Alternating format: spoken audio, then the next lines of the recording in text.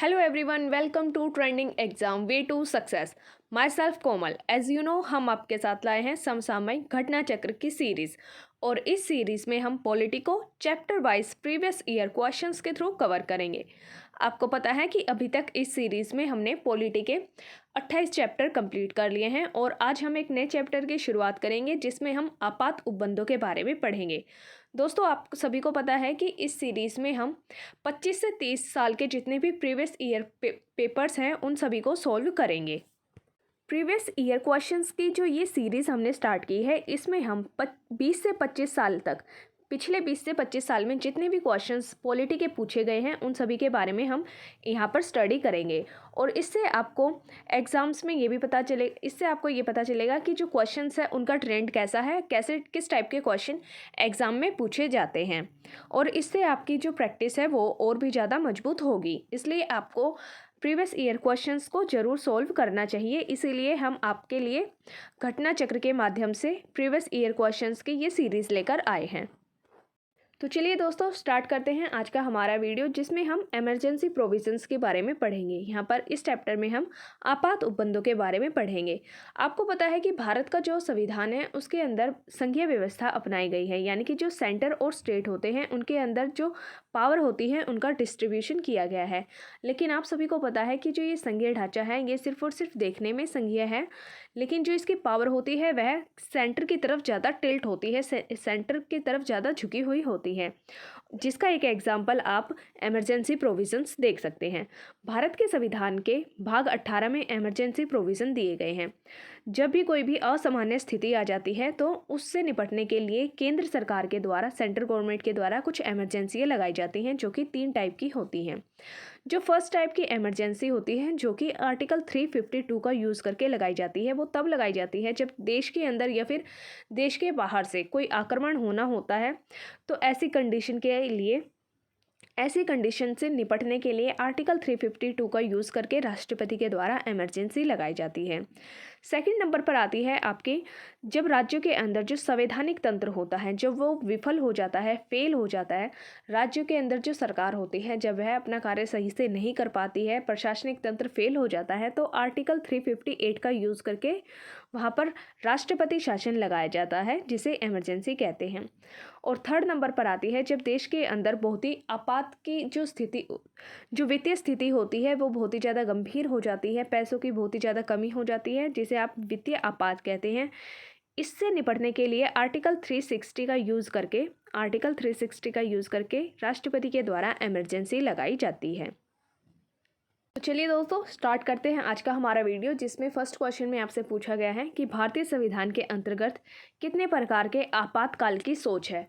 इस क्वेश्चन का ये मतलब है कि जो भारत है उसके भारतीय संविधान के अंदर कितने टाइप की इमरजेंसी की बात कही गई है। ऑप्शन ए 2 टाइप की, ऑप्शन बी 3 टाइप की, ऑप्शन सी 4 टाइप की और ऑप्शन डी 1 टाइप की। तो आप सभी को पता है, अभी वीडियो के स्टार्टिंग में मैंने आपको बताया था कि जो इमरजेंसी होती है भारत के अंदर वो 3 टाइप की होती है। 3 प्रकार से भारत के अंदर इमरजेंसी लगाई जाती है, आपातकालीन स्थिति होती है। भारतीय संविधान के तहत 3 प्रकार की आपातकालीन प्रावधान सम्मिलित हैं, सन्निहित हैं। फर्स्ट में जो आपको बताया गया है आर्टिकल 352 के तहत राष्ट्रीय आपातकाल लगाया जाता है। जब देश के अंदर या फिर देश के बाहर से देश के ऊपर कोई आक्रमण होना होता है तो ऐसी कंडीशन से निपटने के लिए आर्टिकल 352 का यूज़ करके इमरजेंसी लगाई जाती है जिसे राष्ट्रीय आपातकाल कहते हैं। सेकंड नंबर पर आर्टिकल 356 का यूज़ करके राज्यों में संवैधानिक तंत्र की विफलता पर जो राष्ट्रपति शासन लागू किया जाता है उसे इमरजेंसी कहते हैं, राष्ट्रपति शासन कहते हैं। और थर्ड नंबर पर आती है आर्टिकल 360 के अंडर में जो इमरजेंसी लगाई जाती है वो तब लगाई जाती है जब वित्तीय आपातकाल होता है, यानी कि फाइनेंशियल जो कंडीशन होती है वो बहुत ही ज़्यादा ख़राब हो जाती है, तो वित्तीय आपातकाल लगाया जाता है। तो ये टोटल मिलाकर 3 प्रकार की इमरजेंसी बनती है। भारतीय संविधान के भाग 18 में 3 टाइप की इमरजेंसी की बात कही गई है। क्वेश्चन नंबर 2, भारतीय संविधान के किस अनुच्छेद के अंतर्गत भारत सरकार का यह दायित्व होगा कि वह बाह्य आक्रमण और आंतरिक अशांति से राज्य की रक्षा करे। आपको बताना है कि भारतीय संविधान का कौन सा ऐसा आर्टिकल है जिसके अंदर भारत सरकार को ये रिस्पॉन्सिबिलिटी दी गई है कि राज्यों के ऊपर कोई भी बाहरी आक्रमण होगा या फिर जो आंतरिक अशांति होती है वह अगर आ जाती है तो इससे भारत के राज्यों की रक्षा करेगी भारत की सरकार। तो आपको बताना है कि वह कौन सा आर्टिकल है। Option A article 355, option B article 356। तो यहाँ पर जो आपको ऑप्शन ए में दिया गया है वो बिल्कुल करेक्ट है। आर्टिकल 355 के अंडर में भारत की जो सरकार है, इंडियन गवर्नमेंट है, उसका ये दायित्व होता है, उसकी यह ड्यूटी होती है कि वह राज्यों की रक्षा करेगा बाहरी आक्रमण से और आंतरिक अशांति से।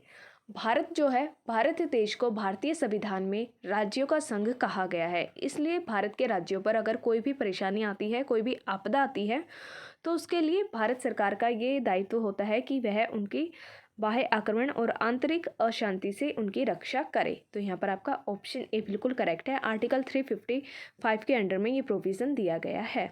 आगे इसके एक्सप्लेनेशन देखेंगे।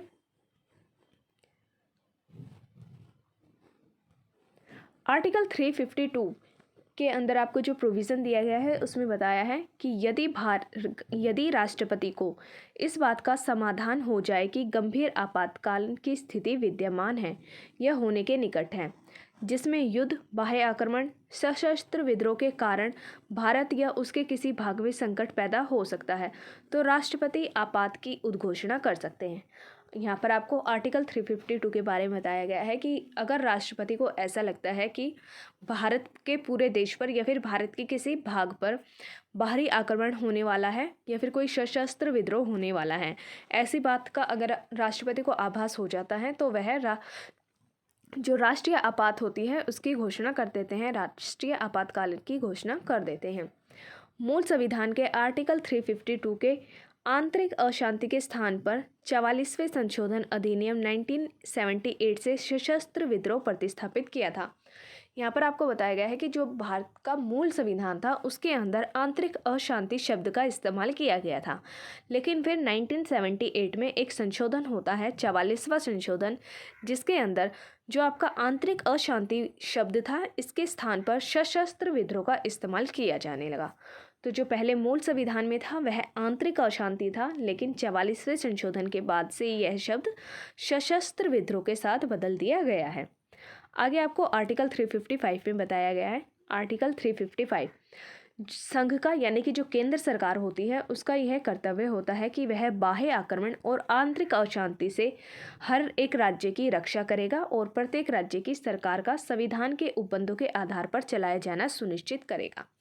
यहाँ पर आपको क्या बोला गया है, आर्टिकल 355 के अंडर में केंद्र को ये ड्यूटी दी गई है, केंद्र सरकार को ये ड्यूटी दी गई है कि वह सभी राज्यों की बाह्य आक्रमण और आंतरिक अशांति से रक्षा भी करेगा और हर एक राज्य के अंदर जो संविधान के उपबंध है उन्हीं के अनुसार सरकार को चलाया जाना सुनिश्चित करेगा।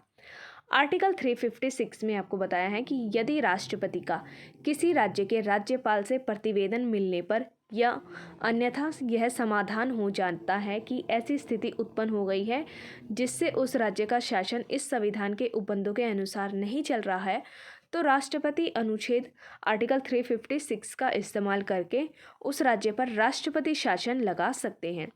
यहाँ पर आपको बोला गया है कि जो कोई भी राज्य होता है उसके जो राज्यपाल होते हैं वह अगर राष्ट्रपति को ऐसा प्रतिवेदन दें कि इस राज्य के अंदर संविधान के उपबंधों के अनुसार कार्य नहीं हो रहा है, सरकार नहीं चलाई जा रही है, या फिर राष्ट्रपति को स्वयं ऐसा लगे, तो राष्ट्रपति आर्टिकल 356 का यूज़ करके वहाँ पर राष्ट्रपति शासन लगा सकते हैं अगर वहाँ पर जो संवैधानिक तंत्र है वह विफल हो जाता है। तो आगे बताया गया है आर्टिकल 360 के बारे में। यदि राष्ट्रपति को ऐसा आभास हो जाता है, ऐसा लगता है कि ऐसी स्थिति पैदा हो गई है जिससे भारत या फिर उसके किसी भी भाग का वित्तीय स्थायित्व संकट में है, तो वह वित्तीय आपात की घोषणा कर देते हैं। जब भी राष्ट्रपति को ऐसा लगता है कि संपूर्ण भारत में या फिर भारत के किसी भूभाग के ऊपर वित्तीय जो संकट है वह अगर आ जाता है, तो राष्ट्रपति वित्तीय आपात की घोषणा करते हैं आर्टिकल 360 का इस्तेमाल करके। तो यहाँ पर आपको इस एक्सप्लेनेशन में जो तीनों टाइप की इमरजेंसी हैं उनके बारे में डिटेल में बताया गया है। क्वेश्चन नंबर 3, संघ का यह कर्तव्य होगा कि वह बाह्य आक्रमण और आंतरिक गड़बड़ी से प्रत्येक राज्य की रक्षा करे। ऐसा प्रावधान भारतीय संविधान के निम्न अनुच्छेदों में से किस एक में दिया गया है? आपको बताना है कि जो संघ का यह कर्तव्य होता है कि वह बाह्य आक्रमण और आंतरिक अशांति से, आंतरिक गड़बड़ी से हर एक राज्य की रक्षा करेगा। ये प्रावधान आपको भारतीय संविधान के किस आर्टिकल में बताया गया है? Option A article 215, option B article 275, option C article 325 और ऑप्शन डी आर्टिकल 355। तो यहाँ पर दोस्तों आपका ऑप्शन डी आपका करेक्ट है। आर्टिकल 355 के अंडर में जो आपकी केंद्र सरकार होती है उसे यह ड्यूटी दी गई है, संविधान के अनुसार उसे यह ड्यूटी दी गई है कि जो केंद्र सरकार होती है वह हर एक राज्य की रक्षा करेगी बाह्य आक्रमण से और आंतरिक गड़बड़ी से। तो यहाँ पर आपका ऑप्शन डी बिल्कुल करेक्ट है। Move to next question. Question number 4, किस अनुच्छेद के अनुसार भारत के राष्ट्रपति के द्वारा राष्ट्रीय आपातकाल की घोषणा की जाती है?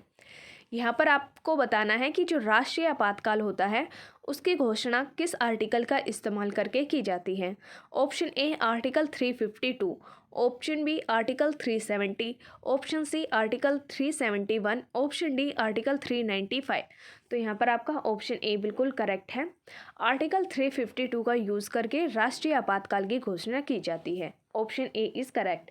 आप सभी को पता है कि जो भारत का संविधान है इसके भाग 18 के अंदर 3 टाइप की इमरजेंसी के बारे में बताया गया है, जिसमें से जो फर्स्ट टाइप की इमरजेंसी लगाई जाती है वो होती है राष्ट्रीय आपातकाल। जब भारत देश के ऊपर या फिर भारत देश के ऊपर जब कोई बाहरी आक्रमण होने वाला होता है या फिर कोई आंतरिक सशस्त्र विद्रोह होने वाला होता है, इस बात का आभास अगर राष्ट्रपति को हो जाता है तो वह संपूर्ण भारत में राष्ट्रीय आपातकाल की घोषणा करते हैं आर्टिकल 352 का यूज़ करके। तो यहाँ पर आपका ऑप्शन ए बिल्कुल करेक्ट है। क्वेश्चन नंबर 5, भारत का राष्ट्रपति राष्ट्रीय आपात की घोषणा कर सकता है यदि खतरा है। यहाँ पर आपको 4 टाइप के खतरों के नाम बताए गए हैं और इनमें से आपको बताना है कि किन खतरों के होने का आभास होने पर राष्ट्रपति के द्वारा राष्ट्रीय आपातकाल की घोषणा की जाती है। फर्स्ट, बाहरी आक्रमण, सेकंड, आंतरिक अशांति का, थर्ड, सशस्त्र विद्रोह का और फोर्थ, सांप्रदायिक संघर्ष का। तो यहाँ पर आप देखेंगे कि जो आपको फर्स्ट और थर्ड में बताया गया है, फर्स्ट और थर्ड स्टेटमेंट में जो आपको बताया है बाहरी आक्रमण और सशस्त्र विद्रोह, अगर इनका खतरा होता है तो राष्ट्रपति के द्वारा राष्ट्रीय आपातकाल की घोषणा की जाती है आर्टिकल 352 का इस्तेमाल करके। यहाँ पर आपको जो सेकंड स्टेटमेंट में बताया गया है आंतरिक अशांति, भारत का जो मूल संविधान है उसके अंदर आंतरिक अशांति शब्द का इस्तेमाल किया गया था, लेकिन 44वें संवैधानिक संशोधन के द्वारा इस शब्द को बदल के सशस्त्र विद्रोह का इस्तेमाल किया जाने लगा है। तो जो पहले मूल संविधान में था वह आंतरिक अशांति था, लेकिन उसके 44वें संवैधानिक संशोधन के बाद से अब सशस्त्र विद्रोह जो शब्द है इसका इस्तेमाल किया जाता है।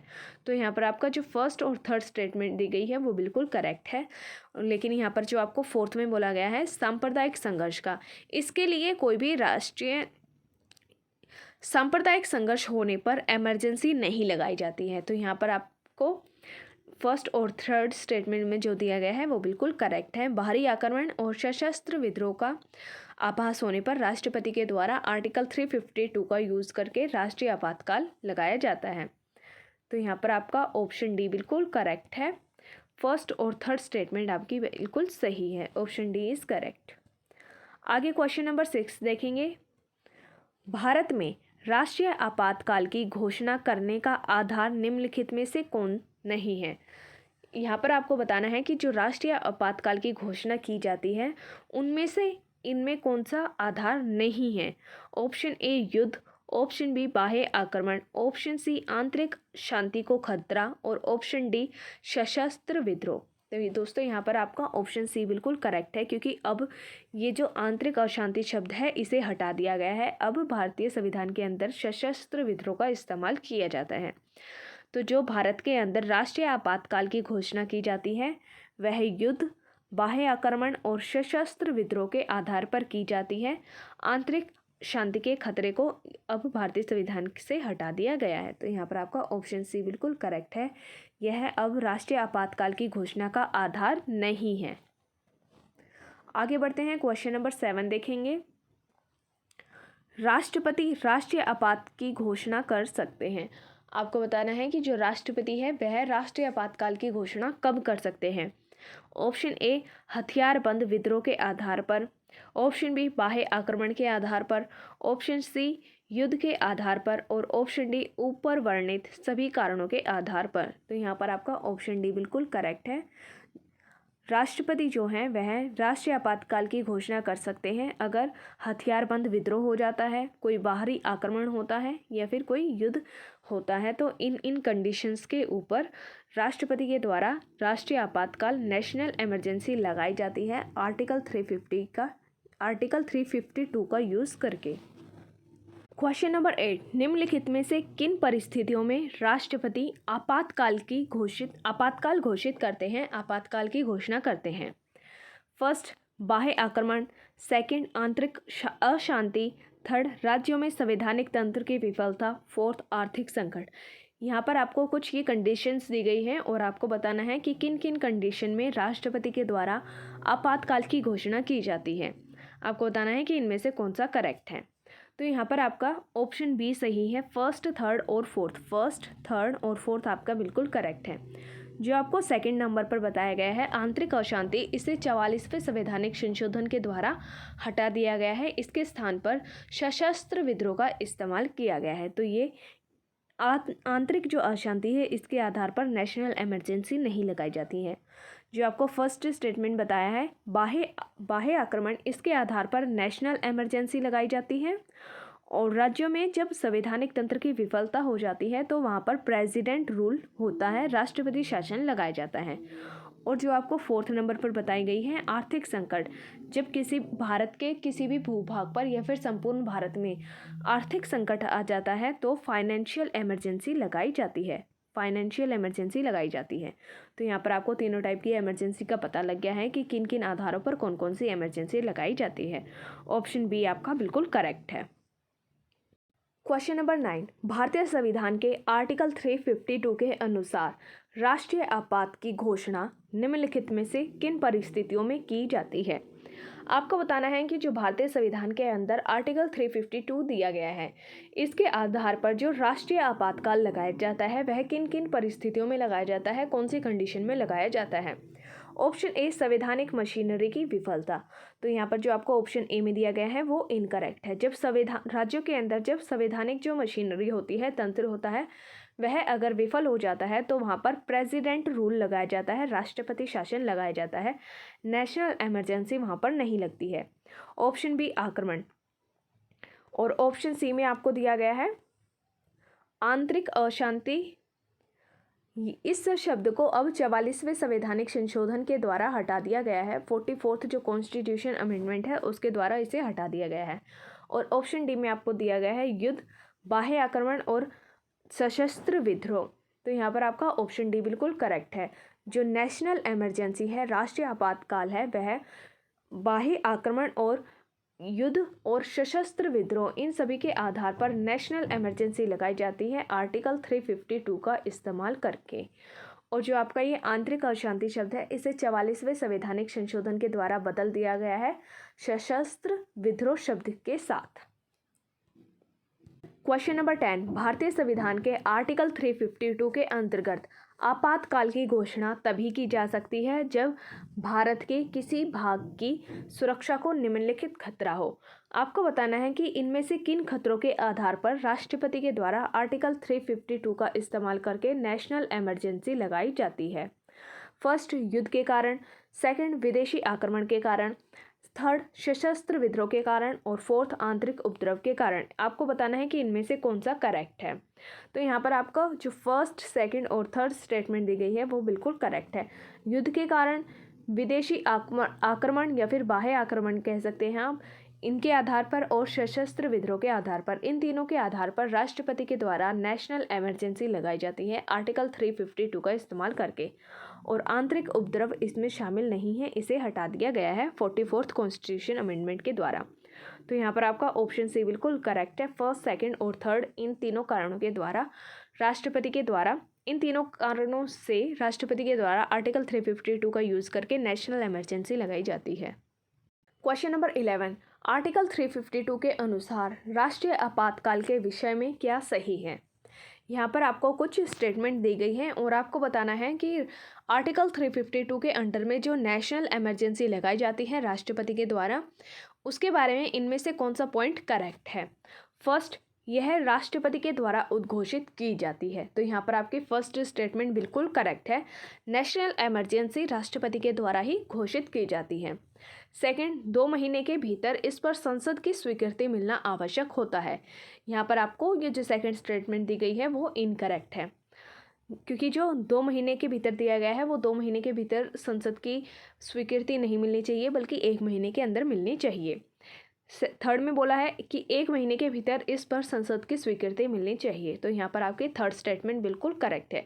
जो नेशनल इमरजेंसी होती है उसके नेशनल इमरजेंसी पर 1 महीने के अंदर ही पार्लियामेंट की इसके लिए स्वीकृति चाहिए होती है। फोर्थ में बोला है कि संसद के साधारण बहुमत से इस पर स्वीकृति मिलनी चाहिए, तो यहाँ पर आपकी फोर्थ स्टेटमेंट भी इनकरेक्ट है, क्योंकि साधारण बहुमत से नहीं बल्कि स्पेशल मेजॉरिटी से आप इसको स्वीकृति मिलनी चाहिए।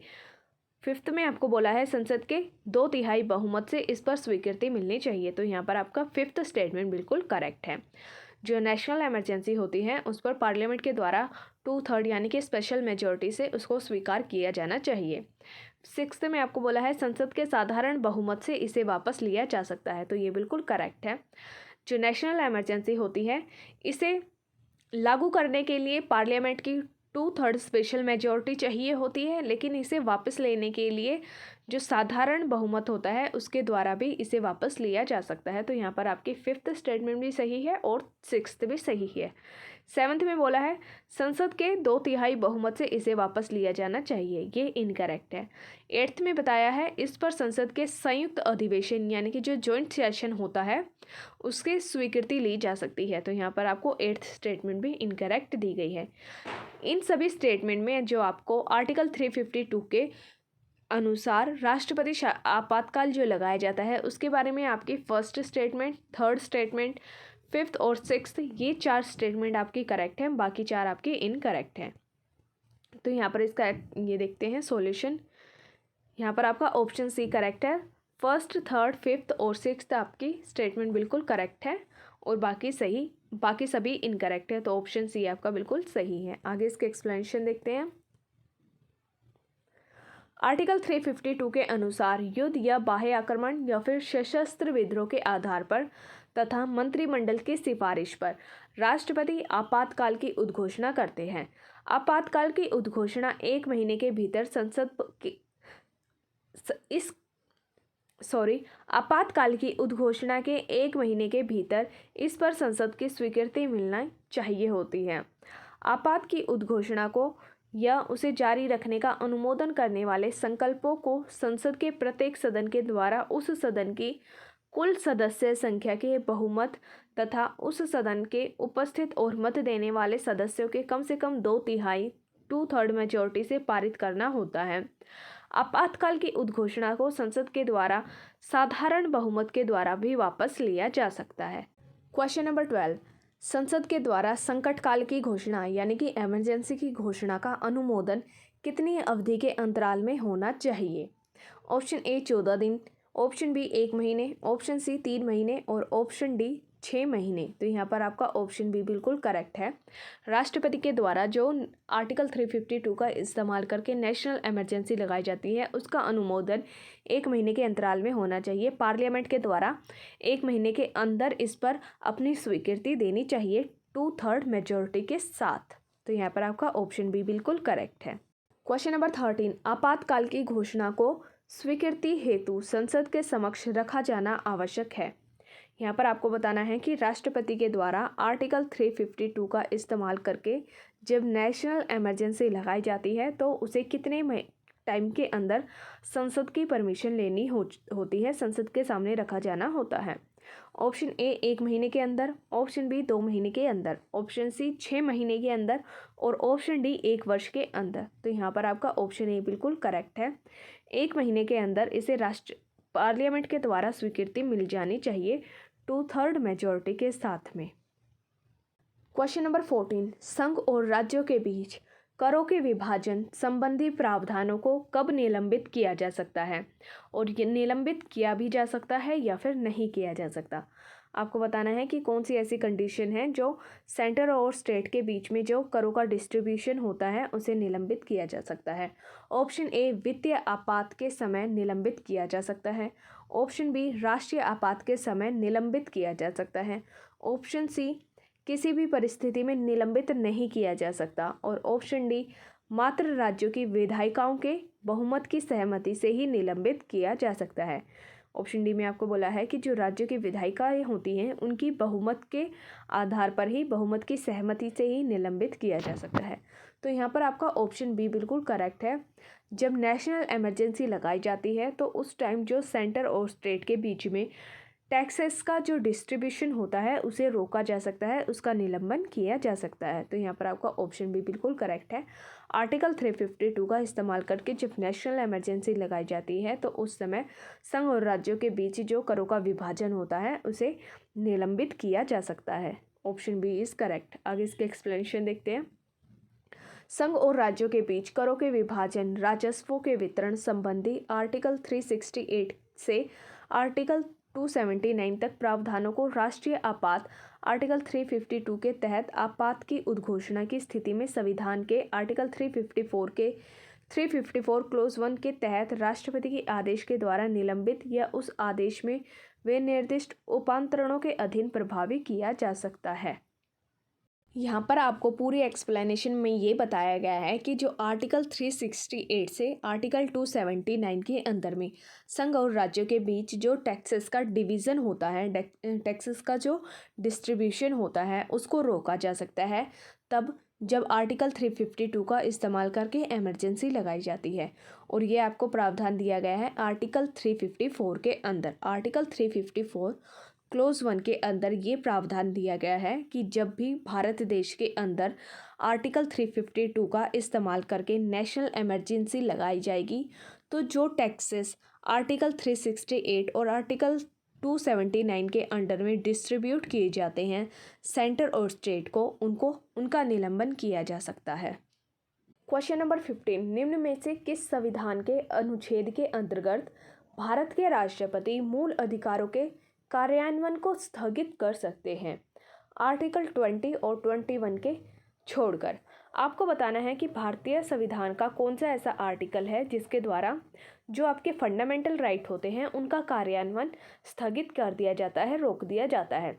आर्टिकल 20 और आर्टिकल 21 को छोड़कर। Option A article 358, option B article 359, option C article 13, option D article 356।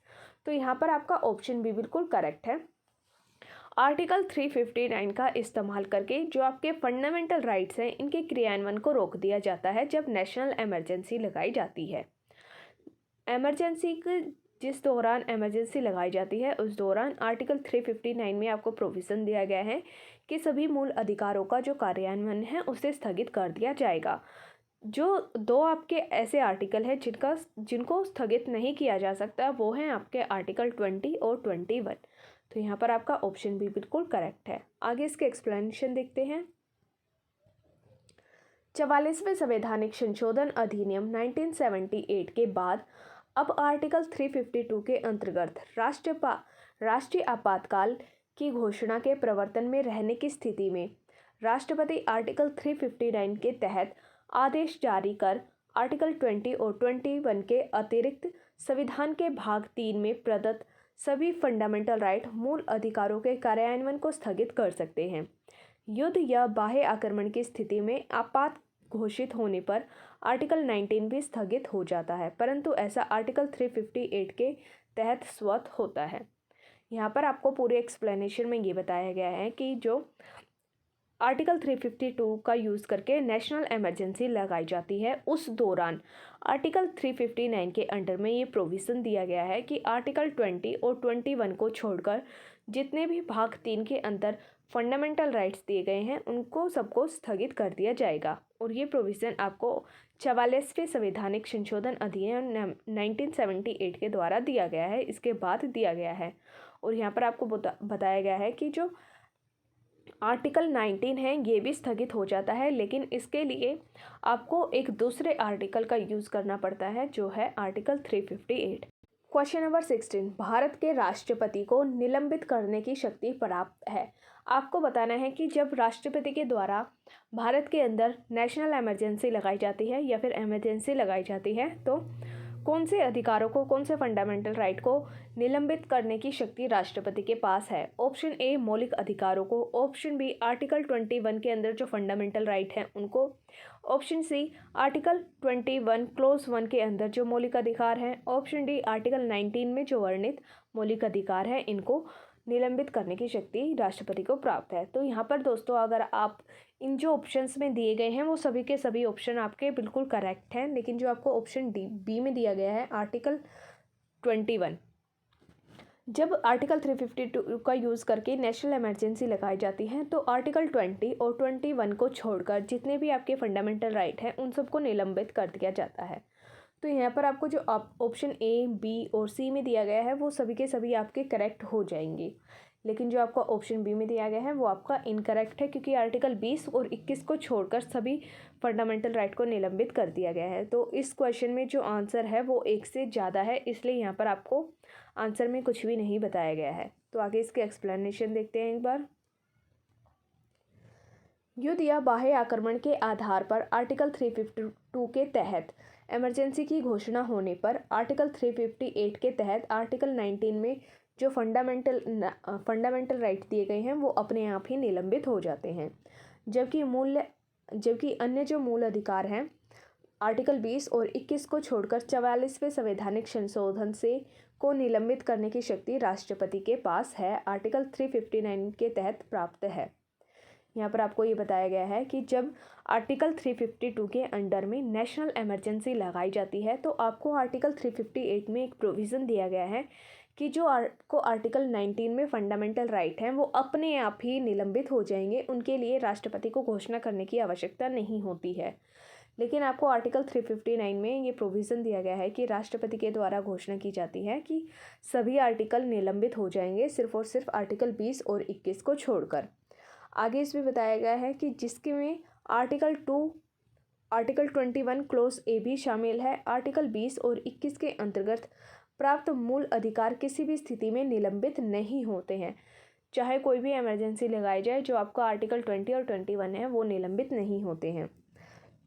साथ ही सशस्त्र विद्रोह के कारण ही आपातकाल की घोषणा होने पर आर्टिकल जो 19 है वो अपने आप ही निलंबित हो जाता है, बल्कि राष्ट्रपति आर्टिकल 359 के तहत तब इसे निलंबित कर सकते थे। इस प्रकार जो आपको अदर ऑप्शंस दिए गए हैं, ऑप्शन ए, बी और सी और डी, वो आपके तीनों के तीनों ही करेक्ट हैं, और जो आपको ऑप्शन बी में दिया गया था वो इनकरेक्ट है। आर्टिकल 21 के अंदर जो आपको राइट दिया गया है वो निलंबित नहीं होता है। तो यहाँ पर जो आपको इस क्वेश्चन का आंसर दिया गया है वो एक से अधिक है। ए भी आपका आंसर हो सकता है, सी भी हो सकता है और डी भी हो सकता है। क्वेश्चन नंबर 17, मौलिक अधिकारों से जुड़े निम्नलिखित अनुच्छेदों के युग्मों में से कौन एक भारतीय संविधान के अनुच्छेद 359 के अंतर्गत आपात स्थिति लागू होने के दौरान निलंबित नहीं हो सकता है। आपको बताना है कि इनमें से कौन सा ऐसे आर्टिकल हैं जो नेशनल इमरजेंसी लगाए जाने पर निलंबित नहीं होते हैं।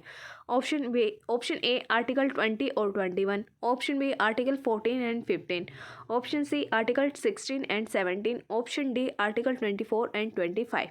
तो यहाँ पर जो आपको ऑप्शन ए में दिया गया है आर्टिकल 20 और 21। आर्टिकल 20 और 21 जो है वह नेशनल इमरजेंसी के दौरान निलंबित नहीं होते हैं, ये कभी भी निलंबित नहीं किए जा सकते हैं। तो यहाँ पर आपका ऑप्शन ए बिल्कुल करेक्ट है। आर्टिकल 20 और 21 के अंदर आपको राइट टू लाइफ दिया गया है जो कभी भी निलंबित नहीं होता है। क्वेश्चन नंबर 18, निम्नलिखित में से किन अनुच्छेदों को राष्ट्रीय आपातकाल के दौरान निलंबित नहीं किया जा सकता।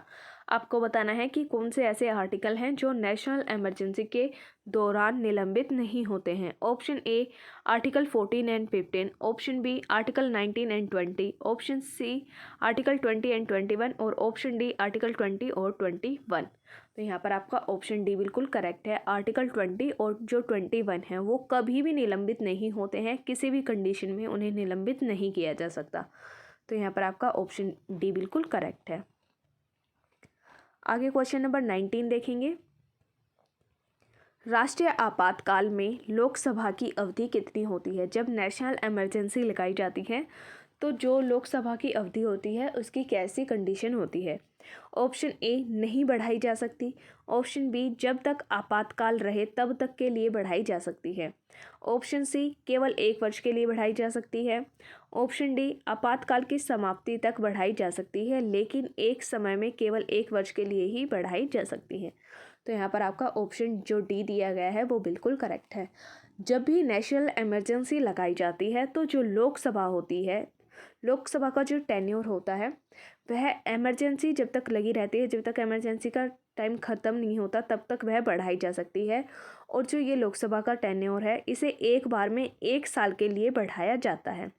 इसे एक बार में सिर्फ और सिर्फ 1 साल के लिए बढ़ाया जा सकता है, उससे कम के लिए उससे ज़्यादा के लिए नहीं बढ़ाया जा सकता।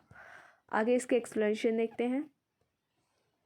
आर्टिकल 352 के तहत लगाए गए राष्ट्रीय आपातकाल की स्थिति में लोकसभा की अवधि आर्टिकल 83 क्लोज 2 के अनुसार संसद विधि के द्वारा ऐसी अवधि के लिए बढ़ा सकेगी जो एक बार में 1 वर्ष से अधिक नहीं होनी चाहिए। आपात उद्घोषणा के प्रवर्तन में ना रहने के बाद उसका विस्तार किसी भी दशा में 6 महीने की अवधि से अधिक नहीं होना चाहिए, इसलिए आपका ऑप्शन डी बिल्कुल करेक्ट है। यहाँ पर आपको ये बोला गया है कि जिस टाइम पर नेशनल इमरजेंसी की घोषणा की गई है उस टाइम पर इसके नेशनल इमरजेंसी के ख़त्म होने तक इसे लोकसभा के जो टेन्योर है इसे एक बार में 1 साल तक बढ़ाया जा सकता है।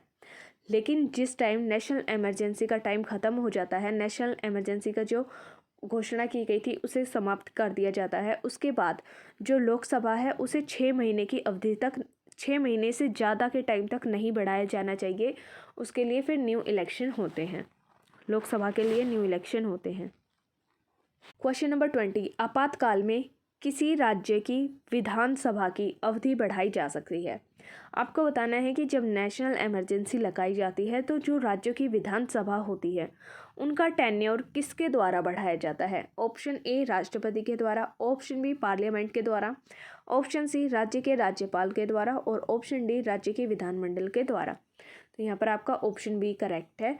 पार्लियामेंट के द्वारा नेशनल इमरजेंसी के टाइम में जो राज्यों की विधानसभा होती है इनका टेन्योर बढ़ाया जाता है। ऑप्शन बी आपका बिल्कुल करेक्ट है। संविधान के आर्टिकल 172 क्लोज 1 के अनुसार आपात की उद्घोषणा आर्टिकल 352 के तहत जब की जाती है, इसके प्रवर्तन में रहने की अवस्था में संसद की विधि के द्वारा किसी राज्य की विधानसभा की अवधि एक बार में 1 वर्ष से ज़्यादा नहीं बढ़ाई जा सकती, लेकिन आपात की उद्घोषणा के प्रवर्तन में ना रहने पर, यानी कि जो नेशनल इमरजेंसी की उद्घोषणा की गई थी उसकी समाप्ति पर किसी भी दशा में उसका विस्तार 6 महीने की अवधि से अधिक नहीं होना चाहिए। तो यहाँ पर जो आपको लोकसभा और राज्य की जो विधानसभा है इनके बारे में बताया गया है।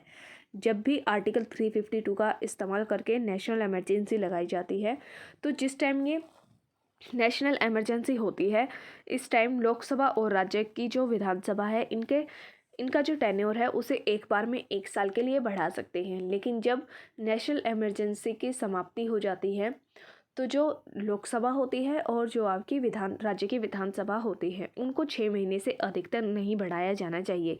इनका विघटन किया जाता है और फिर एक नई इलेक्शन किया जाता है, फिर नई लोकसभा और नई राज्य की विधानसभा का गठन किया जाता है। Question number 21। निम्नलिखित में से कौन सी तारीख को भारत के राष्ट्रपति ने अपनी शक्तियों का प्रयोग करते हुए उद्घोषणा के द्वारा ये घोषणा की थी कि गंभीर आपात विद्यमान है जिसके कारण आंतरिक अशांति से भारत की सुरक्षा को खतरा है। आपको बताना है कि किस तारीख को राष्ट्रपति के द्वारा नेशनल इमरजेंसी की घोषणा की गई थी। ऑप्शन ए 26 अक्टूबर 1962, ऑप्शन बी 3 दिसंबर 1971, ऑप्शन सी 25 जून 1975, ऑप्शन डी 26 जून 1975। तो यहाँ पर आपका ऑप्शन सी बिल्कुल करेक्ट है। 25 जून 1975 को राष्ट्रपति के द्वारा ये घोषणा की गई थी, अपनी शक्तियों का इस्तेमाल करते हुए ये घोषणा की गई थी कि देश के अंदर गंभीर आपात विद्यमान है जिसके कारण अशांति से भारत की सुरक्षा को गंभीर खतरा है और इसलिए नेशनल इमरजेंसी लागू की जाती है। तो यहाँ पर आपका ऑप्शन सी बिल्कुल करेक्ट है। भारत के तत्कालीन राष्ट्रपति फरुखुद्दीन अली अहमद यानी कि 1975 में जो भारत के राष्ट्रपति थे वह फरुखुद्दीन अली अहमद थे। इन्होंने 25 जून 1975 को उस टाइम की जो प्रधानमंत्री थी इंदिरा गांधी, इनके नेतृत्व वाली सरकार की सिफारिश पर आंतरिक अशांति के आधार पर भारतीय संविधान के आर्टिकल 352 के तहत देश में आपातकाल की उद्घोषणा की थी, जिसे 26 जून 1975 को भारत के राजपत्र में प्रकाशित किया गया था। यहाँ पर आपको पूरे एक्सप्लेनेशन में ये बताया गया है कि राष्ट्रपति फरुखुद्दीन अली अहमद ने 25 जून 1975 को इंदिरा गांधी के कहने पर देश के अंदर आंतरिक अशांति के कारण नेशनल इमरजेंसी लगाई थी आर्टिकल 352 का इस्तेमाल करके, और इस इमरजेंसी को लागू किया गया था 26 जून 1975 को। क्वेश्चन नंबर 22, यहाँ पर आपको एजर्शन और रीज़न का क्वेश्चन दिया गया है। एजर्शन में आपको बताया है भारतीय संविधान के मूलतः संघात्मक स्वरूप का है। इसका मतलब ये है कि जो भारत का संविधान है उसका जो स्वरूप है वह कैसा है, वह संघात्मक है। भारत का जो स्वरूप है वह संघात्मक है। संघीय तंत्र भारत के अंदर संघीय व्यवस्था अपनाई गई है, और इसका रीज़न दिया गया है आर्टिकल 352 में राज्यों में संवैधानिक तंत्र की विफलता के दशा के प्रावधान है। तो यहाँ पर जो आपको रीज़न दिया गया है वो इनकरेक्ट है। आर्टिकल 352 में जो इमरजेंसी लगाई जाती है वह बाह्य आक्रमण और सशस्त्र विद्रोह के कारण लगाई जाती है, और यहाँ पर आपको बोला गया है कि राज्यों में संवैधानिक तंत्र की विफलता की दशा में प्रावधान है। ये इनकरेक्ट है। जब राज्यों के अंदर संवैधानिक तंत्र विफल हो जाता है तो आर्टिकल 356 का यूज़ करके इमरजेंसी लगाई जाती है। तो यहाँ पर जो आपको असर्शन दिया गया है वो करेक्ट है, लेकिन उसका रीज़न इनकरेक्ट है। भारत का स्वरूप कैसा है? भारत का स्वरूप संघात्मक है। तो यहाँ पर आपका ऑप्शन सी करेक्ट होगा, जिसमें असर्शन सही है और रीज़न आपको इनकरेक्ट दिया गया है। आगे इसके एक्सप्लेनेशन देखते हैं। भारत के संविधान का स्वरूप का वर्णन विभिन्न प्रकार से किया गया है। इसे अर्ध परिसंघीय और एकात्मक परिसंघीय का उद्भूत समन्वय कहा जाता है, तथापि जो इसका स्वरूप है वह संघात्मक ही है। भारत का जो स्वरूप है उसे आप संघात्मक स्वरूप ही कहेंगे। आर्टिकल 352 के अंदर में राष्ट्रीय आपातकाल लगाया जाता है, जिसका आधार है युद्ध, बाह्य आक्रमण और सशस्त्र विद्रोह की स्थिति। ये सभी आधार हैं राष्ट्रीय आपातकाल के। इनके समय में राष्ट्रपति के द्वारा राष्ट्रीय आपातकाल की उद्घोषणा का प्रावधान है, जबकि राज्यों में संवैधानिक तंत्र की विफलता की स्थिति में राष्ट्रपति शासन लगाया जाता है, प्रेसिडेंट रूल लगाया जाता है। ये प्रावधान आपको आर्टिकल 356 के अंदर दिया गया है। आगे क्वेश्चन नंबर 23 देखेंगे। प्राय किसकी सलाह पर राज्य में राष्ट्रपति शासन लागू किया जाता है? आपको बताना है कि जनरली किसकी एडवाइस पर जो राज्य के अंदर राष्ट्रपति शासन है वह किसकी एडवाइस पर लागू किया जाता है। ऑप्शन ए मुख्यमंत्री, option B legislative assembly, option C governor और ऑप्शन डी उच्च न्यायालय के मुख्य न्यायाधीश। तो यहाँ पर आपका ऑप्शन सी बिल्कुल करेक्ट है। गवर्नर यानी कि जो राज्य के राज्यपाल होते हैं वह अगर राष्ट्रपति को ऐसा प्रतिवेदन दे कि उनके राज्य में जो संवैधानिक तंत्र है वह विफल हो गया है, तो या फिर राष्ट्रपति को स्वयं ऐसा लगे कि राज्य के अंदर संवैधानिक तंत्र विफल हो गया है, तो राष्ट्रपति के द्वारा राष्ट्रपति शासन लगाया जाता है, प्रेसिडेंट रूल लगाया जाता है। लेकिन जो जनरली यह लगाया जाता है वह गवर्नर की एडवाइस पर ही लगाया जाता है। तो यहाँ पर आपका ऑप्शन सी बिल्कुल करेक्ट है, जिसके एक्सप्लेनेशन में देखते हैं क्या दिया गया है। आर्टिकल 356 के तहत राज्य में राष्ट्रपति शासन प्राय गवर्नर यानी कि राज्यपाल की सलाह पर लगाया जाता है राष्ट्रपति के द्वारा।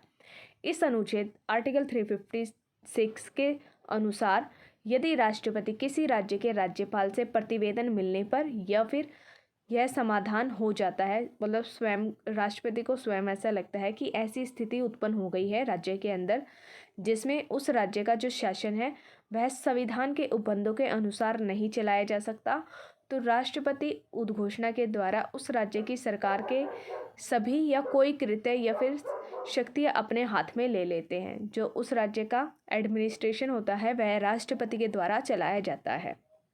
क्वेश्चन नंबर 24, भारतीय संविधान के किस अनुच्छेद के अंतर्गत किसी राज्य में राष्ट्रपति शासन लागू किया जाता है? आपको बताना है कि किस आर्टिकल का यूज करके राज्य के अंदर प्रेसिडेंट रूल लगाया जाता है। Option A article 370, option B article 368, option C article 356 और ऑप्शन डी आर्टिकल 352। तो यहाँ पर आपका ऑप्शन सी करेक्ट है। आर्टिकल 356 के अंडर प्रेसिडेंट रूल लगाया जाता है। जो आपको ऑप्शन डी में दिया गया है आर्टिकल 352, इसका इस्तेमाल करके नेशनल इमरजेंसी लगाई जाती है जब कोई भी बाहरी आक्रमण होता है या फिर सशस्त्र विद्रोह के कारण। और जो आपको ऑप्शन बी में दिया गया है आर्टिकल 360, इसका इस्तेमाल करके संविधान का संशोधन किया जाता है पार्लियामेंट के द्वारा। तो यहाँ पर आपसे इस क्वेश्चन में पूछा गया था कि प्रेसिडेंट रूल कौन से आर्टिकल के अंडर लगाया जाता है। तो यहाँ पर आपका ऑप्शन सी बिल्कुल करेक्ट है। आर्टिकल 356 के अंडर प्रेसिडेंट रूल लगाया जाता है। क्वेश्चन नंबर 25, निम्नलिखित में से किस राज्य में राज्यपाल शासन के अधिरोपण का प्रावधान नहीं है? आपको बताना है कि इनमें से कौन सा ऐसा स्टेट है जिसके अंदर राज्यपाल शासन नहीं लगाया जा सकता।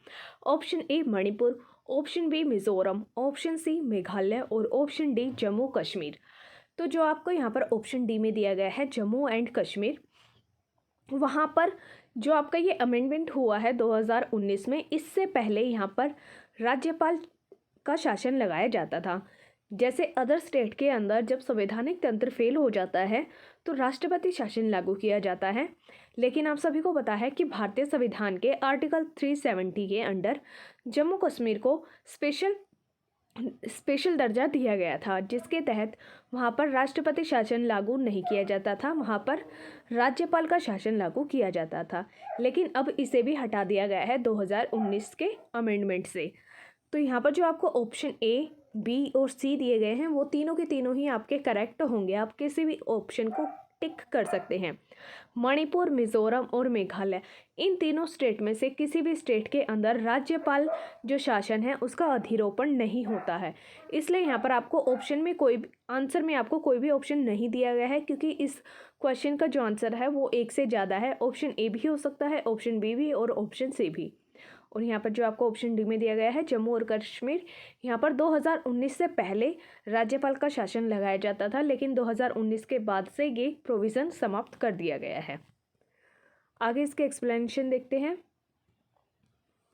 भारतीय संविधान के आर्टिकल 356 के तहत राज्यों में संवैधानिक तंत्र के विफलता की स्थिति में राष्ट्रपति के द्वारा राष्ट्रपति शासन लगाया जा सकता था, जबकि भारतीय संविधान में जम्मू कश्मीर की विशेष स्थिति जो कि आर्टिकल 370 में है, इसको देखते हुए आर्टिकल 356 के तहत राष्ट्रपति शासन 1964 के अतिरिक्त जम्मू कश्मीर के संविधान के भाग 6 के अंतर्गत सेक्शन 92 के तहत राज्य में संवैधानिक तंत्र के विफल होने की स्थिति में राज्यपाल शासन का प्रावधान किया गया था। यहाँ पर आपको क्या बोला गया है कि आर्टिकल 370 के अंदर जो जम्मू कश्मीर को स्पेशल दर्जा दिया गया है उसके तहत वहाँ पर राज्यपाल शासन का प्रावधान किया गया था। जम्मू और कश्मीर के लिए विशेष प्रावधान और पृथक संविधान की जो व्यवस्था है वो अब समाप्त कर दी गई है। जम्मू और कश्मीर पुनः गठन अधिनियम जो कि 2019 में हुआ है, उसके तहत अब जम्मू कश्मीर एक यूनियन टेरिटरी है जिसके अंदर राष्ट्रपति शासन लागू किया जा सकता है। अब यहाँ पर राज्यपाल का शासन लागू नहीं होता है। और यहाँ पर आपको आगे इसमें बोला गया है जो आपको प्रश्न में और अन्य विकल्प दिए गए हैं, जैसे कि मणिपुर, मिजोरम और मेघालय, इन सभी में राज्यपाल के शासन का अधिरोपण नहीं होता है। जो आपके उत्तर प्रदेश का लोक सेवा आयोग है, इसने अपने उत्तर में जो इनकी आंसर शीट है उसके अंदर इस क्वेश्चन के मूल्यांकन को बाहर रखा है, इसके ऊपर कोई भी मूल्यांकन नहीं दिया है, क्योंकि जो आपका मणिपुर, मिजोरम और मेघालय है, तीनों के अंदर ही राज्यपाल का शासन लागू नहीं होता है। आप इस क्वेश्चन का जो आंसर रहा वो 1 से अधिक है, इसलिए इसका मूल्यांकन नहीं होता। तो चलिए दोस्तों, इस वीडियो में इस चैप्टर के हम 25 क्वेश्चंस ही करेंगे। इस चैप्टर के जो आगे बचे हुए क्वेश्चंस हैं उन्हें हम नेक्स्ट वीडियो में कवर करेंगे। और अगर आपको इस चैप्टर में कोई भी डाउट आया हो तो आप उसे कमेंट सेक्शन में पूछ सकते हैं।